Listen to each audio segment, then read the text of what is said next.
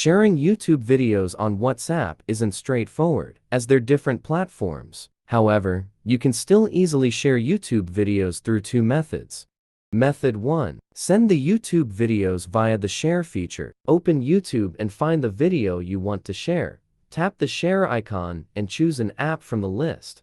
Next, you can click on the WhatsApp option from the listed apps and select a contact or group to send the video.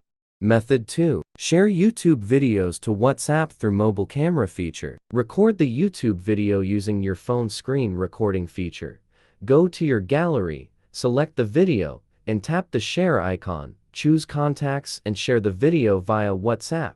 Extra tips: back up the shared video in WhatsApp Android and iPhone. If you want to save the video, you can back it up from WhatsApp to your PC using third-party software. For Android users, Mobikin WhatsApp Recovery for Android is a great choice, allowing easy backup and restore.